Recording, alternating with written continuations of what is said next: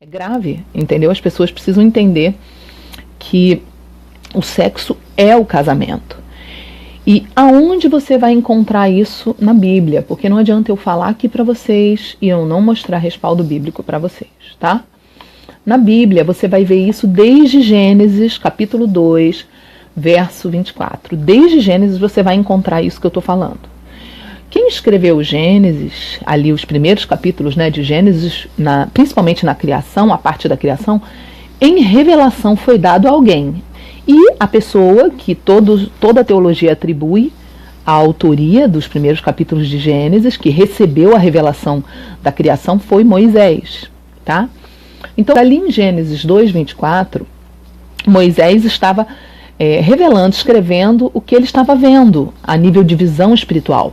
Tanto Gênesis, no início dos capítulos de Gênesis, como Apocalipse, são dois livros bíblicos que têm uma característica em comum. Eles são livros que falam de momentos, alguns momentos de Gênesis, no começo de Gênesis, falam de situações onde a pessoa não estava presente no acontecimento, porém a pessoa viu, Deus levou a pessoa em visão.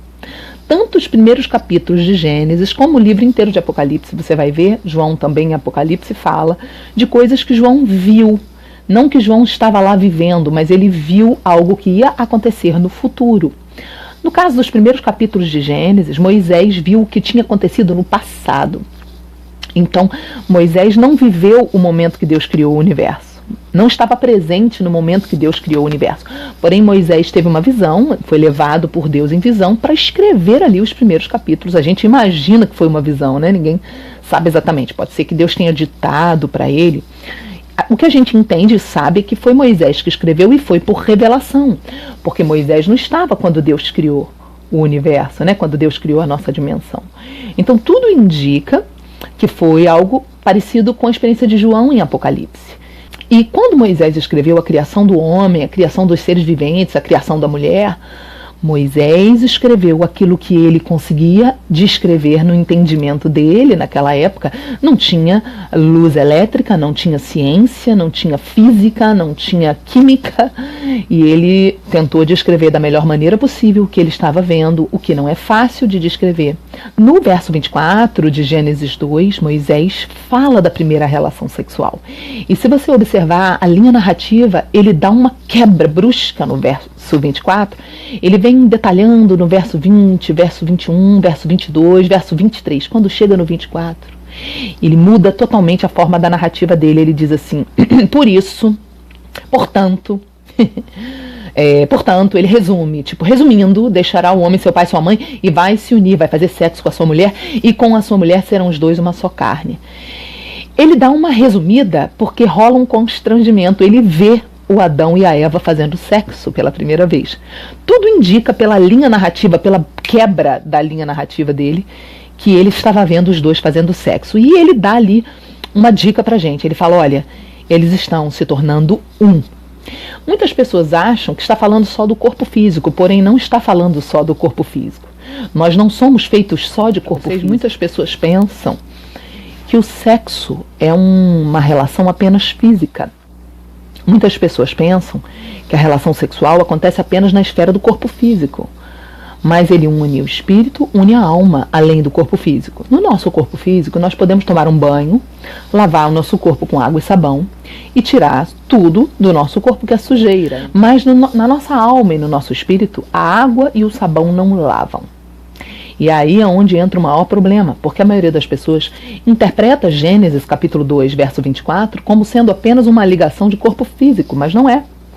É uma ligação de 3 corpos. Corpo físico, corpo emocional, que é a alma, e corpo espiritual, que é o nosso espírito humano, com o espírito humano da outra pessoa envolvida. Ou seja, o sexo é uma união de 3 corpos. E ele é, por causa disso, algo muito, muito sério, muito profundo. Você fica ligado e ligada à pessoa até o dia que um dos dois morrer. E quando, todas as vezes você vai ver a Bíblia falando sobre isso, quando a Bíblia fala isso, a Bíblia está tentando nos alertar sobre a seriedade do sexo.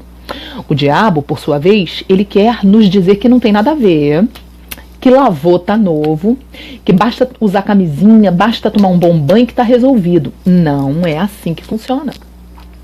Infelizmente. Vou falar pra vocês, gente, com toda sinceridade, eu não sou hipócrita, vou falar a verdade pra vocês. Como eu queria que sexo fosse uma coisa que desse assim, pra você só usar uma camisinha e você estar protegido. Nossa, Jesus, como eu queria. Porque pensa um negócio que eu gosto.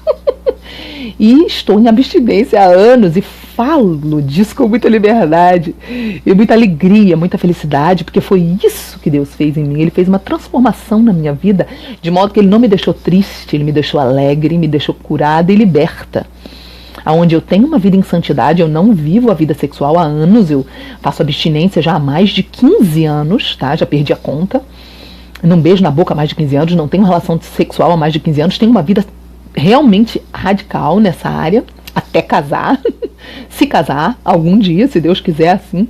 Não estou com pressa, nem estou desesperada, estou tranquila, mas apesar de estar em abstinência, sou feliz, sou grata, sou alegre, gosto de falar desse assunto rindo, não tenho problema de falar nisso, porque muita gente fica assim escandalizado. Isso é a verdadeira libertação, é quando não dói, quando não te faz mal, amém? Então eu posso falar disso, eu fui chamada para falar disso, porque eu tenho um passado terrível. Eu tive uma vida antes de me converter, quando eu era ignorante sobre essa parte sexual, eu tive uma vida promíscua. E quando eu cheguei na igreja, eu tive muita dificuldade de ser santa na área sexual. Como eu consigo hoje ser feliz e plena em santidade, sem praticar sexo, sem viver sexo? Por quê? Porque o sangue de Jesus Cristo derramado na cruz há mais de 2000 anos pôde descer na minha vida e quebrar toda a aliança de homens que eu tive com os homens que eu tive no meu passado antes de eu conhecer Jesus. Eu aprendi a orar. Só que todo esse ensino que eu vou passar para vocês agora, ele não é feito, ele não foi feito, não foi conquistado na cruz para respaldar pecado ou respaldar desobediência na vida das pessoas. E por que eu estou falando isso? Porque, gente, acreditem se quiser, eu já vi gente pegar o que eu ensino e usar para pecar, para deturpar a verdade da palavra. Eu tive uma experiência horrorosa em Goiânia. Um pastor que era contra tudo que eu ensino, ele falava, eu não acredito em quebra de maldição, eu não acredito porque Jesus já quebrou as maldições. Eu falava, sim, Jesus já quebrou as maldições na cruz do Calvário, mas você já tomou posse? Porque tem muita gente que não tomou posse das promessas. As promessas estão conquistadas, mas a nossa posição, o nosso posicionamento de fé, né, e de abandonar o pecado e de dar um passo em direção a Deus é que muda tudo. Amém? A cruz está ali, Jesus já fez, já está feito, o sacrifício perfeito. Mas nem todos vivem a promessa, porque nem todos vão em direção a Ele, nem todos recebem Jesus, nem todos buscam isso sobre sua vida. Então existe a parte de Deus. Deus faz o impossível, mas existe a nossa parte, que é fazer o possível. Amém? E aconteceu, eu fiquei sabendo que ele estava em crise conjugal. E eu disse para ele, olha, você precisa ir, porque provavelmente alguns problemas que você está vivendo na sua crise conjugal são por causa de alianças do seu passado que nunca foram quebradas. Então você precisa ir. Porque o diabo pode estar puxando as ligações nunca quebradas entre você e a sua mulher para tentar te prender ao seu passado. Bom, esse homem foi, eu pensei que o que eu fosse pregar fosse fazer com que ele entendesse que ele deveria lutar pelo casamento dele. Bom, esse homem pegou tudo que eu preguei. No final de tudo, me pediu perdão, disse que eu tinha razão, teologicamente falando, porém ele usou tudo que eu preguei, distorceu e usou isso para respaldar um divórcio. Para dizer que ele ia largar a mulher mesmo, que ele ia casar de novo. A mulher dele que foi quem pediu o divórcio, tá? Em vez dele lutar pelo casamento, porque no dia que ele divorciou, ele me ligou e falou, eu assinei meu divórcio hoje, eu falei pra ele, então você vai lutar pelo seu casamento, porque sua mulher não tem motivo, você não adulterou, lute porque Deus vai te dar vitória. 3 meses depois eu fiquei sabendo que ele casou com outra mulher. E ele tentou usar o que eu preguei para respaldar o divórcio dele. Depois eu fiquei sabendo que um outro pastor muito abençoado, também da mesma linha que eu, foi pregar na igreja dele, e que ele pegou e fez a mesma coisa com esse pastor, distorceu tudo que esse pastor pregou para respaldar o pecado dele. Uma coisa horrível, eu fiquei traumatizada, porque eu percebi que quando a pessoa quer distorcer o que eu ensino, ela vai usar de alguma forma para distorcer, tá? Só que eu sou contra o divórcio, eu sou contra um novo casamento, sou contra. Você é contra, então você não acredita que alguém possa se divorciar e ser da vontade de Deus? Não, para. Existe o divórcio na Bíblia? Porque Deus sabe, Deus não obriga a gente a suportar o que é insuportável, que é o quê? A traição.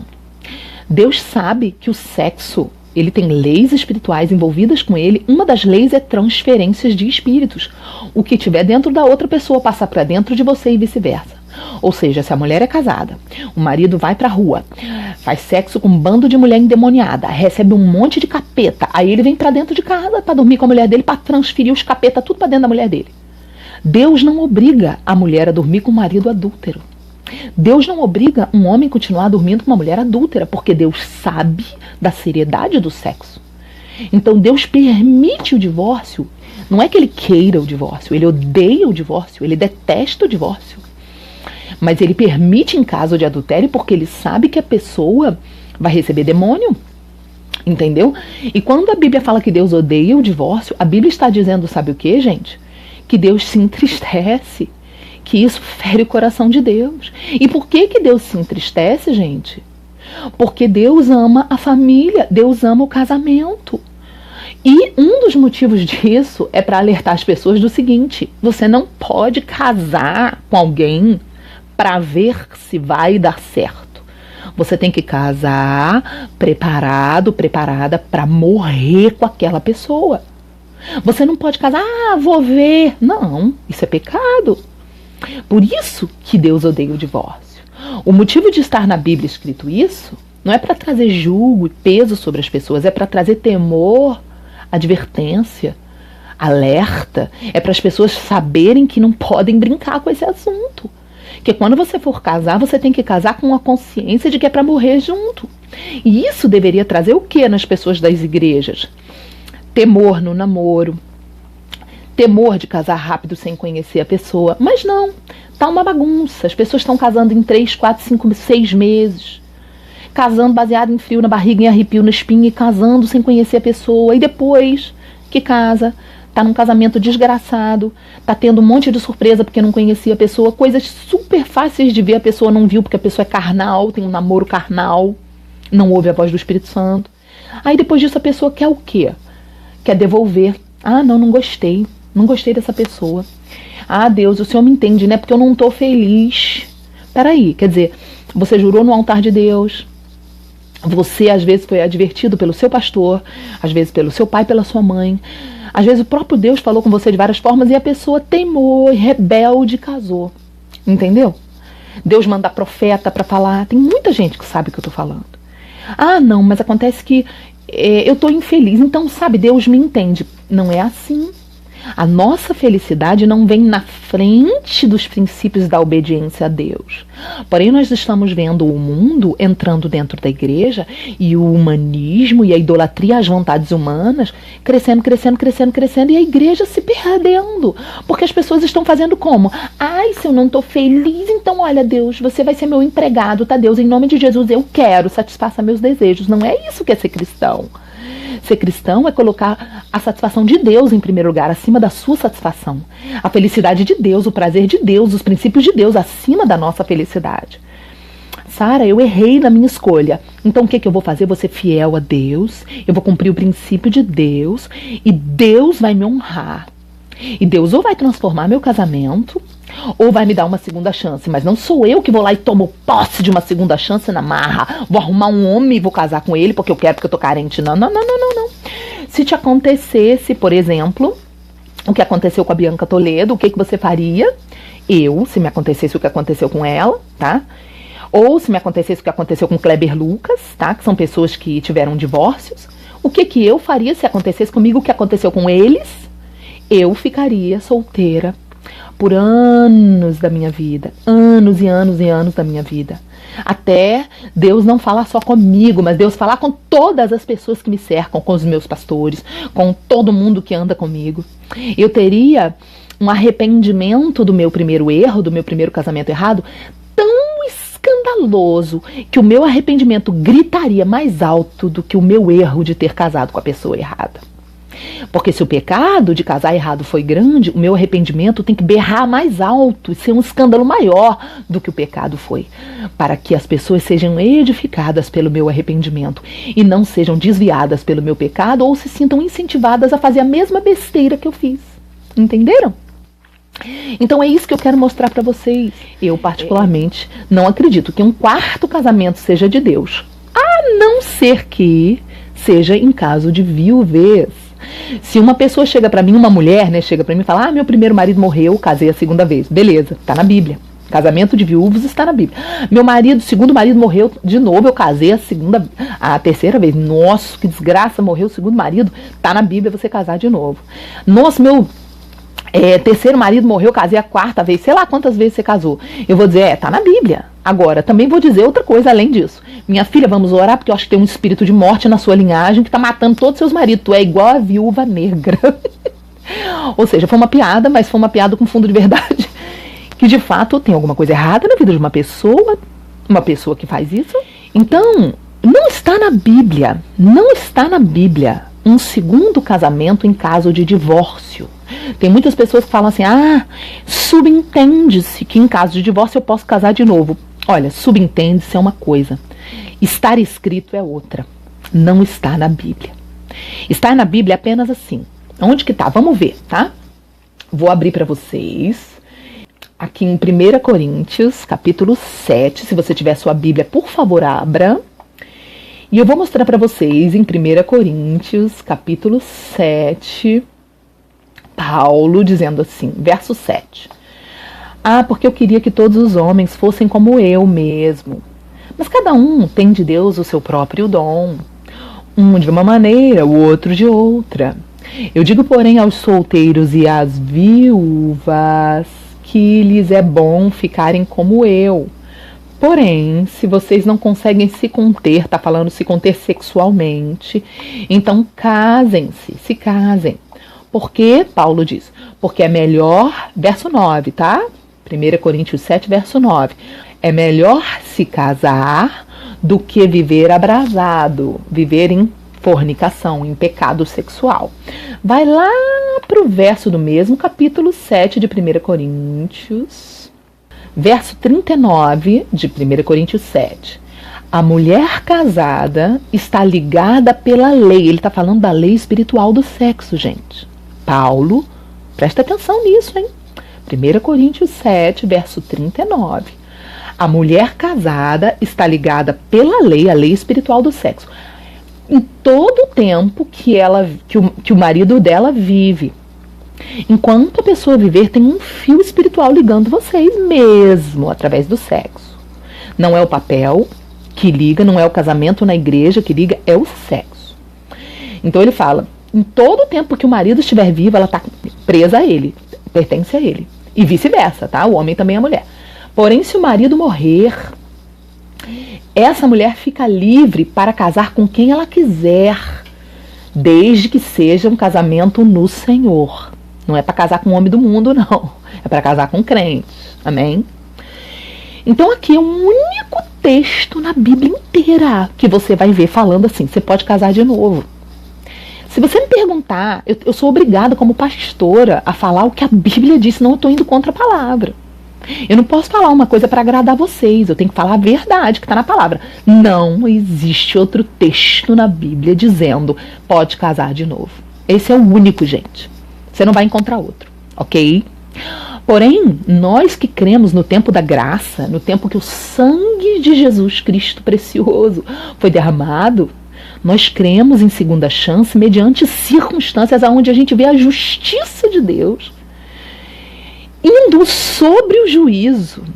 Existe, eu creio, eu já vi, né? Por exemplo, quando eu fui madrinha da Bianca, né? Eu fui madrinha acreditando na visão que eu tive, né? Eu hoje tenho uma opinião pessoal sobre a história da Bianca. Ela discorda de mim. Inclusive, ela não vai gostar, mas eu vou falar. Ela não está falando comigo, a gente não está tendo mais relacionamento, porque eu me opus a essa questão na vida dela. E eu manifestei o meu pensamento em relação, já que eu estou envolvida na história desde o início, né?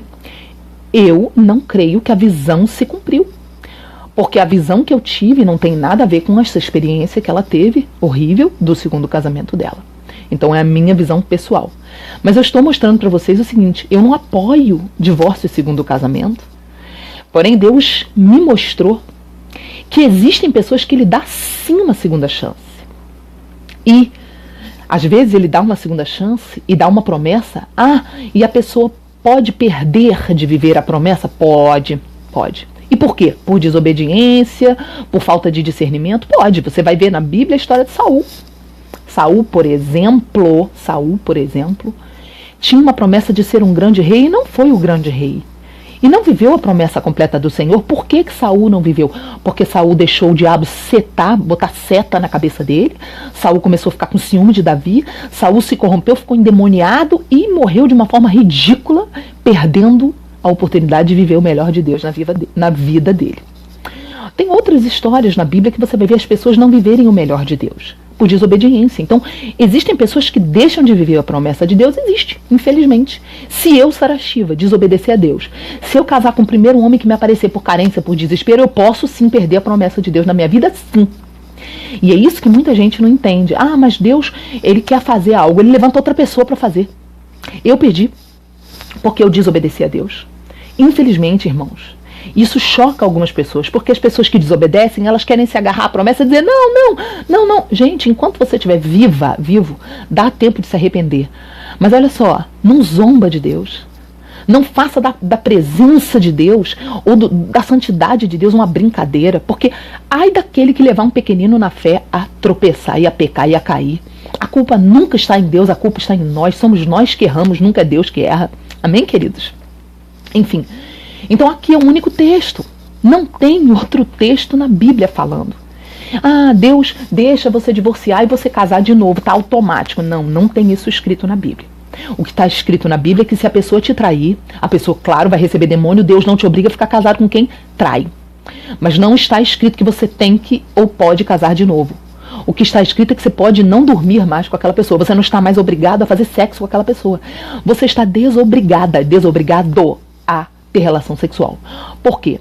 Porque quando você se casa, fazer sexo é ordem de Deus.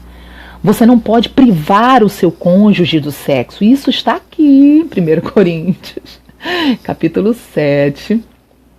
Você quer ver? Olha aqui. 1 Coríntios, capítulo 7. Ainda estou no mesmo texto bíblico. Paulo fala assim no verso 1, Ora, quanto às coisas que me escreveste, bom seria que o homem nem tocasse em mulher. Bom seria se o ser humano conseguisse nem ter preocupação com isso, né? Aí Paulo fala no verso 2, mas por causa da fornicação, né, do povo não aguenta o desejo sexual, cada um tem a sua própria mulher, verso 2, e cada um tem o seu próprio marido. É melhor você casar, né, porque a situação tá braba. Verso 3, olha para vocês verem, o marido pague a mulher a devida benevolência. E da mesma sorte a mulher pague ao marido a devida benevolência. Paulo estava falando do quê? Vou falar no português claro. O marido cumpra o dever de dar prazer sexual à sua mulher. Bastante massagem pélvica na sua mulher. Bastante beijo na boca. Bastante coisa boa para sua mulher.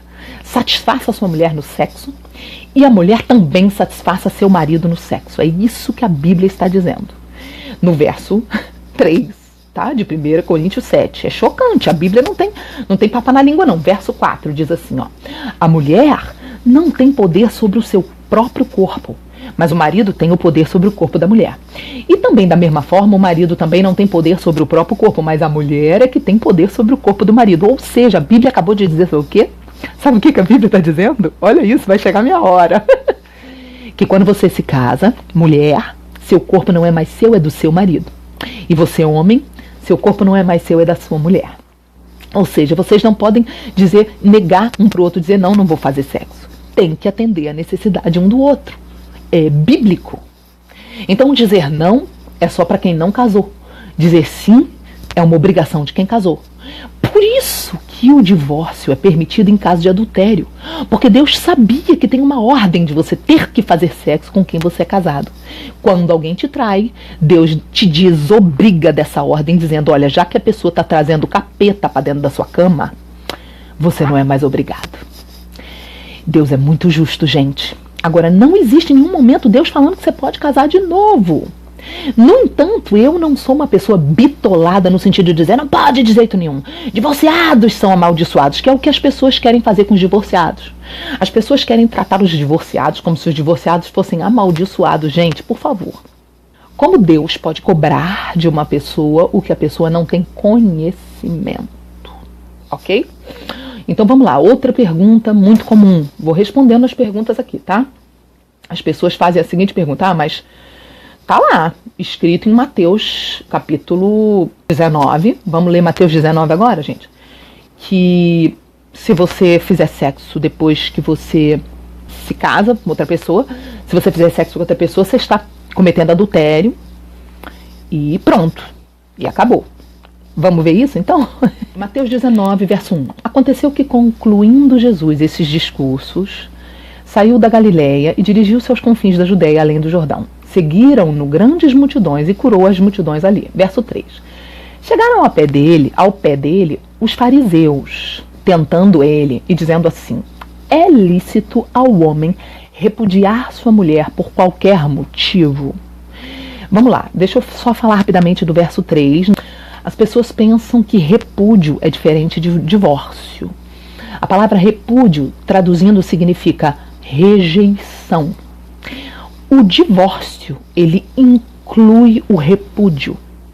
Porque quando você divorcia, você está rejeitando a pessoa. Então a palavra repúdio significa rejeição, ok? Então o repúdio você pode até rejeitar e não divorciar, no caso, no papel. Mas se você divorcia, você já está incluindo o repúdio junto com o divórcio, ok? Os fariseus perguntaram: é permitido? Lícito significa permitido por Deus. É lícito ao homem, é permitido por Deus o homem repudiar, rejeitar sua mulher por qualquer motivo? Verso 4, Jesus respondeu: não tendes lido que aquele que os fez no princípio, macho e fêmea, os fez? Que Deus que fez vocês homem e mulher? Verso 5, Jesus continuou falando: portanto, deixará o homem seu pai e sua mãe. Lá em Gênesis 2:24 ele vai mencionar, né? Deixará o homem seu pai e sua mãe. Verso 5 ele está mencionando Gênesis. E se unirá a sua mulher. Unirá significa sexo. E serão os dois uma só carne? Vocês não lembram que está escrito isso? Verso 6, Jesus continua falando: assim, o homem e a mulher não são mais dois, não estão mais separados, mas agora eles são uma só carne. Portanto, o que Deus ajuntou, através do que Deus ajuntou? O que Deus criou para ajuntar? Hein, gente? O que Deus criou? O ato sexual. Deus criou o sexo para fazer essa união. Então Jesus está falando de sexo. Ó. Portanto, o que Deus ajuntou, através do sexo, não separe o homem não separe. Ou seja, Jesus estava confrontando eles em relação ao papel do divórcio. Estava dizendo o seguinte: olha, não vem com esse papel para cima de mim, querer dizer que esse papel é permitido por Deus, porque eu, Deus, criei uma relação chamada sexo para unir vocês. E esse papel de vocês, chamado divórcio, não tem poder de quebrar o que eu criei, sexo. E o sexo une vocês para sempre. E o que Deus uniu através do sexo, o papel do homem não quebra. É isso que Jesus estava falando. Jesus estava falando de algo envolvido com física, com algo sobrenatural. Jesus era um gênio, tinha uma mente absoluta. Então, naquela época, eles não tinham condição de entender o que Jesus estava falando, ok? Eu sei que é chocante, eu sei que muitas pessoas vão entrar em conflito porque estão ouvindo, talvez, essa visão pela primeira vez agora aqui nessa transmissão, e eu sei que é conflitante ser uma revelação vinda de uma mulher. Mas, saiba, Deus está chamando pessoas que Ele nunca chamou, porque está chegando no fim dos tempos, queridos. Ele levantou uma mulher para pregar sobre isso, uma ex-perdida do mundo, e mostrar que o poder dele faz o impossível acontecer. Amém? Então os fariseus, verso 7, disseram: então por que Moisés mandou a gente dar carta de divórcio e repudiar a mulher? Ou seja, os fariseus questionam a lei de Moisés, achando que a lei que Moisés deu, que era a carta de divórcio, era uma lei divina, porque Moisés era tido como um Messias antes de Jesus. Então Jesus vai quebrar tudo, mas vai quebrar tudo num grau muito violento. Foi uma polêmica, foi um barraco isso em praça pública, porque Jesus vira e fala assim, Mateus 19, verso 8, Jesus diz assim: foi por causa da dureza do coração de vocês que Moisés permitiu rejeitar as mulheres de vocês. Mas no princípio não foi assim. Jesus estava dizendo o quê? Nunca foi da vontade de Deus. Esse princípio e esse mandamento não é de Deus, não é divino. Esse princípio e esse mandamento é de homem por causa da dureza do coração dos homens. Eu não sei se vocês têm noção do que Jesus estava falando. Jesus estava dizendo uma coisa que era muito polêmica. Ele estava dizendo o seguinte: a lei de Moisés sobre divórcio não é de Deus, é do homem. É um princípio de homem implantado no meio das leis de Deus. O negócio foi brabo aqui. O pau quebrou. Foi um barraco no meio da rua.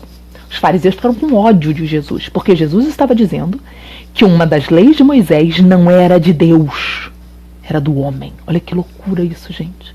É muito punk. Pra mim é muito punk isso aqui. E aí ele continua dizendo no verso 9, é muito sinistro. Jesus continua dizendo: eu vos digo, porém, qualquer que repudiar sua mulher, não sendo por causa de adultério, de fornicação, de sexo fora do casamento, ou seja, Deus só entende que Deus é justo juiz, você não fazer mais sexo, você rejeitar aquela pessoa, se houver pecado sexual. Se não houver pecado sexual, Deus não entende. E o juízo é lá no céu, não é aqui na terra, não é teu pastor, é Deus que vai nos julgar. Olha a luta, olha a luta. Jesus fala, verso 9, eu vos digo, porém, que qualquer que rejeitar sua mulher, não sendo por causa de adultério, de pecado sexual, e fizer sexo, casar com outra mulher, cometerá adultério, está cometendo adultério. E aquele que fizer sexo com a mulher repudiada também comete adultério. Muitas pessoas pensam o seguinte: então estamos fritos, é isso mesmo. Por quê? Porque a primeira pessoa com quem a gente fez sexo, pela luz da Bíblia, seria então a pessoa com quem a gente estaria casado para sempre. E aqui aonde você está lendo, eu estou lendo em Mateus 19, não tinha o sangue de Jesus, não tinha cruz ainda. Jesus ainda não tinha morrido na cruz para derramar o sangue dele. Então, meu bem, a gente estava no tempo da lei ainda, a gente ainda não estava no tempo da graça. Aqui Jesus tinha a obrigação de contar para eles como é a lei, como foi o princípio estabelecido na lei. Se você fizer sexo, você está preso para sempre. O que aconteceu no tempo da graça é que Jesus inaugurou um tempo novo, aonde ele olha para nós e vê a nossa burrice, a nossa ignorância, entendeu? As burrices que a gente faz por falta de conhecimento, e ele, na misericórdia dele, por causa do sangue dele, nos dá uma segunda chance em muitas situações da vida. Por exemplo, vou dar um exemplo para vocês. O cara era bruxo, o cara fez pacto com o diabo, o cara matou bicho em pacto com o diabo, matou até gente, fez coisas bizarras. Aí o cara vai para a igreja, se converte e aceita Jesus. O que os pastores de uma igreja fazem quando o cara é ex-bruxo? Os pastores da igreja não fazem só oração para aceitar Jesus. Os pastores da igreja oram com aquele ex-bruxo fazendo o quê? Quebra de alianças, quebra de pactos, porque toda ligação de sangue tem vigor no mundo espiritual. E se o diabo é um acusador sem ter nada para ele acusar, quanto mais tendo um pacto de sangue e uma ligação de sangue no mundo espiritual em vigor. Então todo pacto de sangue tem que ser renunciado. Pelo quê? Pelo poder do sangue de Jesus, que é o maior pacto de sangue de todos e que tem o poder de quebrar qualquer outro pacto. Então o que os pastores fazem quando o cara é ex-bruxo? Vem cá, meu filho, vamos marcar sua quebra de pactos, sua quebra de alianças e vamos orar. Você se arrepende? Arrependo. Você quer Jesus? Eu quero Jesus. Você não quer mais o diabo? Eu não quero mais o diabo. Eu quero Jesus agora. Ok, então vamos orar, vamos orar. Aí o cara ora, eu renuncio toda a aliança que eu tive com o diabo, pelo poder do sangue de Jesus Cristo derramado na cruz. O cara faz uma oração de renúncia. Por quê? Eu aceitei Jesus, se eu morrer vou pro céu? Vai. Só que você aceitou Jesus e morreu hoje? Não. Você vai viver amanhã? Quer viver muito? Depois de aceitar Jesus? Quero. Então aí é que está o problema. O diabo vai tentar te prender através das ligações na sua vida diária. Por quê? Porque ele vai ministrando você. Pelas ligações nunca quebradas, ele vai ministrando você. Não tem nada a ver com salvação isso. Eu aceitei Jesus, é suficiente para eu ser salvo. Entendeu isso? Eu estou falando de todo pacto, ele vai prendendo você e vai te impedindo de ser livre. Porque são legalidades por onde Satanás pode te prender as suas vontades, ministrar o teu querer. Por exemplo, pactos sexuais nunca quebrados, ligações com pessoas que você nunca quebrou, fazem com que você tenha saudade das pessoas do seu passado, vontade pelas pessoas do seu passado. Mas se eu morrer hoje vou pro céu? Vai pro céu. Não tem nada a ver com salvação isso. E é isso que muita gente confunde, entendeu? Libertação sexual com salvação. Não, você aceitou Jesus? Você ama Jesus? Pronto, você vai pro céu. não vive na prática do pecado, vai para o céu. O problema é que Deus não quer só que você vá para o céu. Deus quer que você já tenha uma vida abundante em santidade e livre aqui. E para isso ele derramou o sangue dele. Amém, queridos? Então o que acontece? Muita gente não entende o que eu estou falando. Por que temos que fazer oração de renúncia pelo poder do sangue derramado? Porque não é suficiente aceitar Jesus para quebrar as alianças. E por que não é suficiente para quebrar as alianças? Porque aceitar Jesus é uma coisa para você ir para o céu. Quebrar as alianças é outra coisa. São assuntos diferentes. Aceitar Jesus, pum, vou para o céu. Quebrar a aliança é aqui na terra. Vou viver livre aqui na terra, é diferente. O mundo espiritual, ele entende sexo como pacto, como aliança de sangue, de espírito, de tudo. Não é você pensar e acreditar, não é a Sara falar e você acreditar, é a Bíblia. Toda a Bíblia revela que o sexo é um pacto entre as pessoas. Não fui eu que inventei isso, foi Deus que estabeleceu. O que Deus uniu, ele está falando do sexo. O homem não tem poder de quebrar. Eu não acredito, o problema é seu, vai continuar sendo assim. Eu não penso assim, o problema é seu, vai continuar sendo a verdade. Cabe a você entender que quem dita as regras é Deus e não a gente, não o nosso pensamento, entendeu? No dia que eu entendi isso, eu então me arrependi do meu passado, do meu pecado de vida errada, e então eu fui fazer a quebra de alianças das pessoas do meu passado. Mas aí é onde vem o temor. Se você fizer a oração de quebra de aliança do seu passado e fizer brincando, você não tem noção do que você vai responder no mundo espiritual. Porque não pode brincar com o sangue do Cordeiro de Deus. Se você fizer uma aliança sem estar arrependido do seu passado e voltar para o mesmo pecado, a Bíblia fala que é 7 vezes mais demônio que volta para dentro de você. Então não é uma coisa que você possa brincar. Eu levei 2 anos para fazer essa oração, porque foram 2 anos até eu decidir, eu quero ser livre.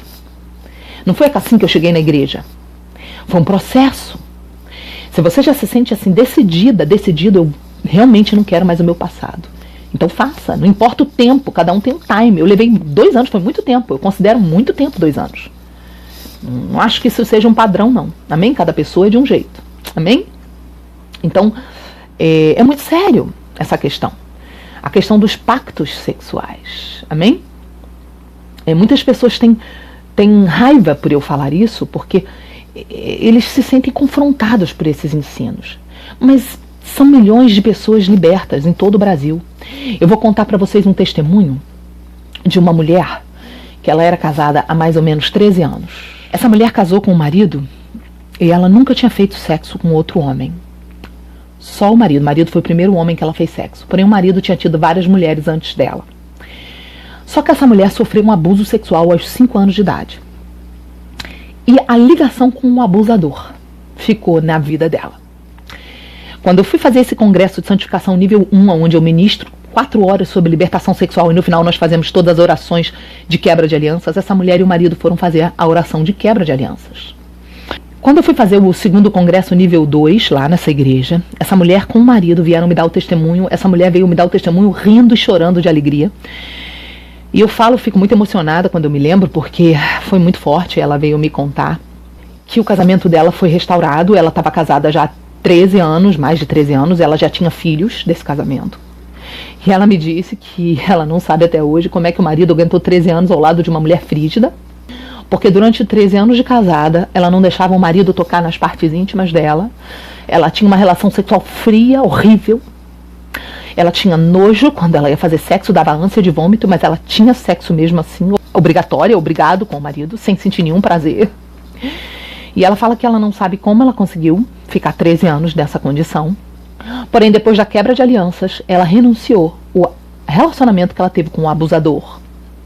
E ela conta que quando ela e o marido foram fazer sexo, debaixo de muita emoção, era como se fosse a primeira vez deles. Porque, lógico, todas as alianças com as pessoas passadas tinham sido quebradas. E ela conta que o nojo desapareceu de dentro dela. E ela passou a ter liberdade sexual. E ela passou a ter prazer com o marido. E ela experimentou pela primeira vez, depois de 13 anos, o prazer sexual dentro do casamento dela. E aquele testemunho me mostrou, mais uma vez, a prova de que realmente as alianças sexuais não quebradas podem interferir sim nas nossas vontades. E eu sou o testemunho vivo disso. Eu conheço muitos testemunhos sobre isso. Eu não tenho aqui todos para te contar. Mas eu vivi isso. Depois que eu fiz a minha quebra de alianças sexuais, eu fiquei livre das minhas vontades erradas. E eu consigo viver em santidade hoje. Por causa do sangue precioso de Jesus. Porque é a única coisa que tem o poder de quebrar alianças do passado. Amém, queridos? Então é real e funciona sim. E se você tem dúvidas, ore pelo poder do sangue de Jesus e Deus vai te mostrar. Isso está na palavra. O sangue de Jesus quebra todo o pecado. Está lá em 1 João 1,7, diz assim: se andarmos na luz, não é isso? Como Ele na luz está, temos comunhão uns com os outros. E o sangue de Jesus Cristo, seu Filho, nos purifica de todo o pecado. Amém? Ou seja, é condicional. Se andarmos na luz, como Ele na luz está. Então, primeira coisa para o sangue de Jesus descer sobre você e sobre mim. Qual é a primeira condição? O sangue de Jesus não desce incondicionalmente, não. Ele desce com condição. Quer ver? Está lá, 1 João 1,7.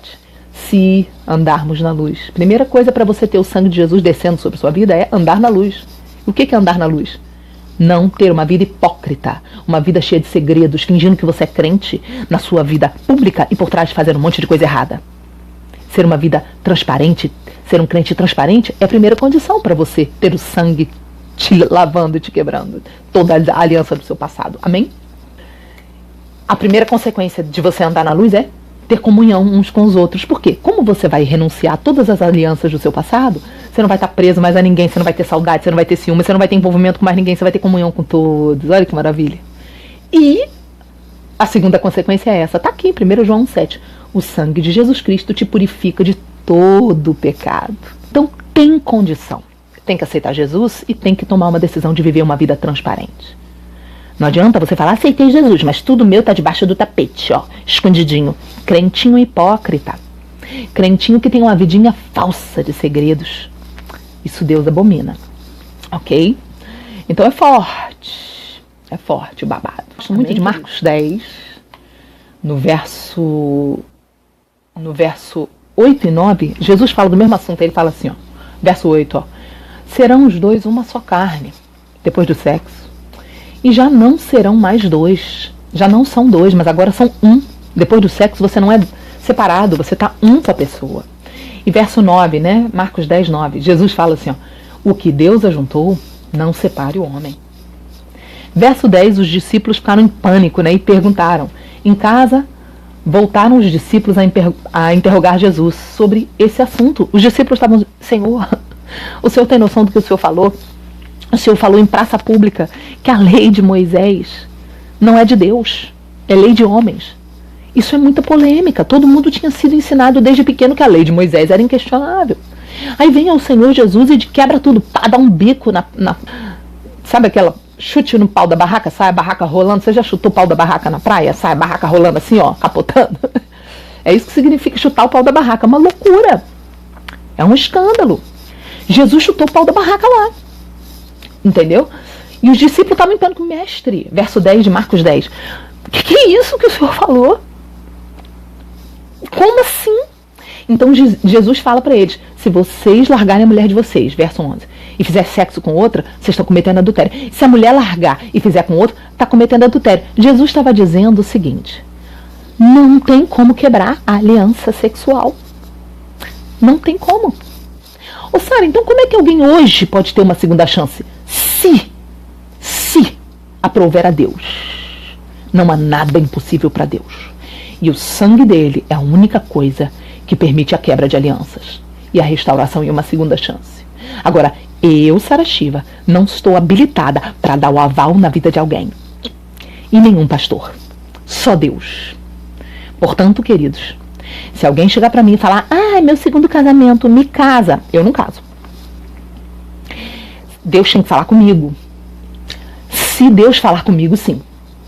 Se Deus não falar comigo, não. Porque eu sei que eu serei cúmplice e eu estarei no altar, lá no grande dia, respondendo diante de Deus a cumplicidade que eu fiz naquela coisa. Se for desobediência, misericórdia. Ô Sara, me dá um exemplo. Na minha vida eu posso dar o exemplo. Jesus já me avisou. Eu não posso casar com a pessoa errada, irmãos. Se eu casar com um cara errado, eu vou ter que ficar com o cara errado até morrer. Porque Jesus já me avisou, não vou te dar uma segunda chance. Eu estou avisada. Por isso eu não tenho pressa de casar, por isso eu sou tranquilo em relação a isso, porque eu prefiro ficar casada com Jesus, casada com o Espírito Santo e ficar tranquila. Porque para casar mal e ficar mal, entendeu? Eu não quero, eu quero casar para rir, para dar glória, para beijar na boca, para namorar, para ver aquilo maravilhoso e me divertir. Não quero casar para sofrer. Amém? E aí é uma escolha. Eu fiz uma escolha, eu escolhi obedecer. Amém, queridos? Só que tem gente que isso é um choque para a pessoa. Porque a pessoa fala, meu Deus, então eu vou ter que fazer o quê? Eu tô carente, eu quero casar. Aguenta, vai pra cruz. Vai pros pés de Jesus. Para de fazer o que você quer. Seja obediente. Deus é fiel. Deus vai ver sua obediência, vai clamar a Deus. Ah não, pastor, posso casar de novo? Para de jogar a culpa no pastor. Sara, posso casar de novo? Para de jogar a culpa em mim. Para de querer que eu assuma sua responsabilidade. Eu não vou responder por você. Tá errado, gente. O povo da igreja quer colocar a responsabilidade no outro, pro outro responder pela sua decisão. Eu não vou assumir sua decisão. Eu vou assumir a minha decisão. Aí tem gente que fica em crise. Olha os crentes humanistas. Mas Deus não quer que ninguém seja infeliz. Você está colocando a felicidade do homem na frente de Deus. Para. Deus quer o que Ele quer. Para Ele, irmãos, tá vivo, tá morto, não faz diferença, porque a dimensão da eternidade e da terra para Ele é a mesma. Ele transita nas duas assim, ó. Não muda nada para Ele. Muda pra gente. Entendeu agora? Então vamos ficar esperto. Ele é soberano. Ele é o Deus rei do universo. Para Ele, vida e morte não muda aqui e lá. Entendeu? Ele quer saber se você quer passar com Ele a eternidade ou não. Vigia, acorda. Sara, Deus não quer a nossa infelicidade. Claro que Deus não quer a nossa infelicidade. Deus nos ama. Mas, meu bem, se você coloca a sua felicidade acima dos princípios de Deus, você já entristeceu o coração dele. Por quê? Porque você é o Deus da sua vida. Você coloca a sua plenitude na frente de agradar a Ele. Eu não. Eu sou crente. Agradar a Ele em primeiro lugar, depois o meu prazer, depois a minha satisfação e depois a minha felicidade. Isso é um choque para 90% dos crentes de hoje, porque hoje o evangelho que está sendo pregado é um evangelho de satisfação própria, é um evangelho humanista, é um evangelho hedonista e, te digo mais, satanista, porque o primeiro mandamento da Bíblia satânica é: faça sempre o que você tem vontade. E hoje você vai ver crentes pregando que Deus quer satisfazer a vontade do homem acima de tudo. Isso não é de Deus. A vontade do homem deve ser combatida porque nosso coração é enganoso, tá? Nosso coração é enganoso. Nós precisamos entender. Jeremias 17:9 diz: enganoso é o coração, mais do que todas as coisas, e é dali que saem as nossas vontades. Cuidado. Maldito é o que confia em si mesmo, está lá em Jeremias 17, mas bendito é o que confia no Senhor. Então cuidado, tem um monte de crente maldito, confiando nas próprias vontades, entendeu? Jesus disse que a gente tem que negar-se a si mesmo dia após dia. Para, gente, que evangelho é esse, tá? Tem os pastores que orem com você, tá? Agora, vai também na minha ministração, porque lá eu tenho tempo para te explicar tudo. Aqui tem coisa que eu não posso falar, porque é constrangedor, é pesado. A Catherine falou assim: e Abraão que teve várias mulheres? Sim, Catherine. Por que as pessoas podiam ter vários cônjuges, né? Várias mulheres? Porque não tinha como quebrar a aliança, entendeu? Por que depois que Assuero dormia com a mulher e ele não gostava, ela ia pro harém das mulheres que ele tinha feito sexo e nunca mais aquelas mulheres poderiam dormir com ninguém? Porque para o mundo espiritual, desde o início, a Bíblia respeita que a relação sexual, ela te une para sempre. Quando Abraão dormiu com Agar, né, serva de Sara, Abraão teve que tomar Agar como mulher dele, virou a segunda mulher dele. Por quê? Porque o sexo unia para sempre. Eles respeitavam isso. Hoje em dia que o povo acha que dá para quebrar a ligação espiritual com o papel do divórcio. Gente, o papel do divórcio não quebra a ligação espiritual. Só o sangue de Jesus Cristo ou a morte tem o poder de quebrar. Não tem jeito. Não adianta ir numa religião qualquer aí, tomar um banho, fazer voltinha, não adianta que não quebra. Pensamento positivo não quebra. Só ou a morte de um dos dois ou o sangue poderoso de Jesus Cristo. Mas eu já avisei aqui. Cuidado ao mexer e brincar e falar. Não se brinca com o sangue de Jesus. É o negócio mais sério que existe.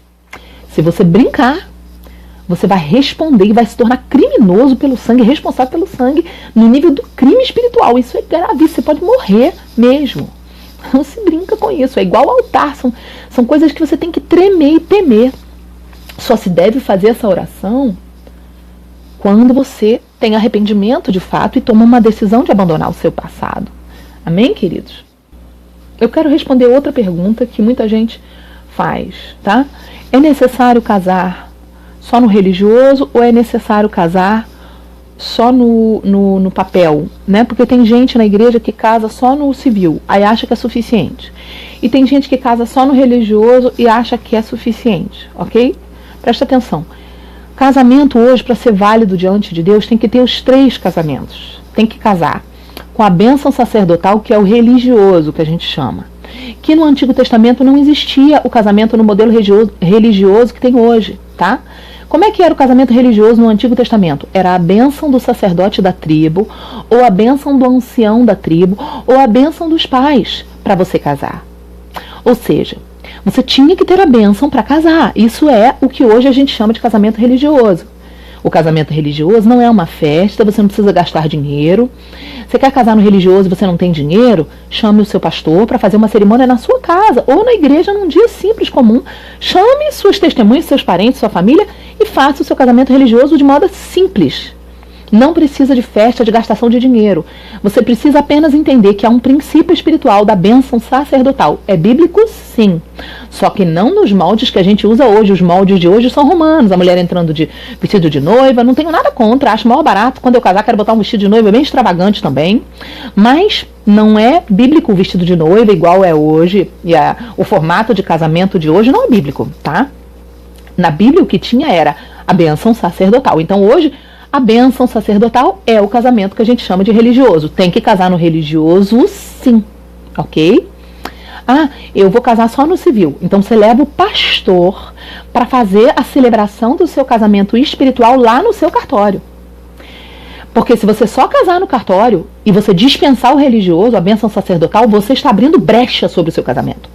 Porque você está declarando para o mundo espiritual que você não precisa da bênção de Deus. Isso é grave. E isso é o motivo por qual muitos casamentos que foram só no civil hoje estão enfrentando problemas espirituais graves. Então eu estou te alertando. Não case só no civil. Porque isso é a mesma coisa que você rejeitar a bênção de Deus. Não faça isso. Corre para fazer a cerimônia e pede ao seu pastor para fazer a sua cerimônia. Amém? Não faça isso com a sua vida. Então a primeira forma de casamento são 3. Casamento religioso, a bênção sacerdotal. Segundo, casamento civil. Por que o casamento civil tem que casar no civil? Ah, mas lá no Antigo Testamento, Sara, quando Deus estabeleceu tudo, Deus que criou o sexo, Deus que criou tudo, não tinha casamento no civil, não tinha casamento no cartório. Por que hoje eu sou obrigada a casar no cartório?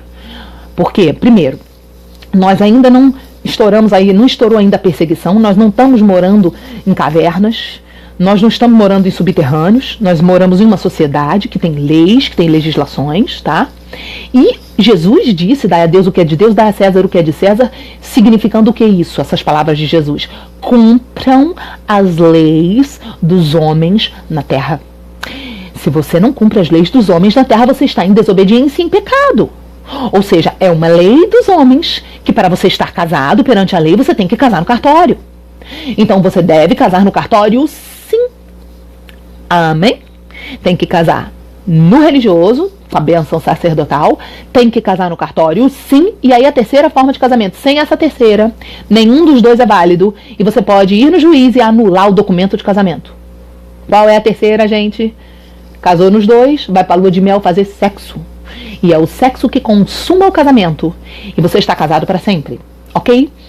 E isso é lei desde o Antigo Testamento, e isso é lei até hoje na nossa lei humana em todos os povos da terra. Isso é lei. Porque céu e terra passarão, mas a palavra de Deus não passará. Então está comprovado. Se você for para a lua de mel e descobrir que a pessoa com quem você casou eunuco, não tem órgãos genitais, você é impossibilitado de fazer sexo. Nossa, fui pra lua de mel e não consegui fazer sexo. Você pode ir até o juiz, requerir um exame, ali, biologicamente, vai fazer um exame ali de DNA, comprovando que não houve conjunção carnal, e você vai poder anular o seu casamento, mostrando que você não teve sexo com aquela pessoa. Acabou. A lei dos homens aceita. Por quê? Porque é o sexo que comprova que houve casamento entre as pessoas. Então não adianta só casar no civil, não adianta só casar na igreja e não adianta só fazer sexo. Você tem que fazer os 3 para você estar casado. Quem entendeu, diga amém, queridos? Espero que eu tenha esclarecido para vocês. Vamos lá, vou ler outra pergunta. Gente, é isso. Que Deus abençoe a todos vocês. Espero que tenha sido bênção a nossa live de hoje. Para quem chegou agora, tá aí, vai ficar gravado. Depois eu vou colocar no YouTube e vai dar tudo certo, tá? Que Deus abençoe vocês. Se vocês tiverem outras perguntas, depois manda pra mim.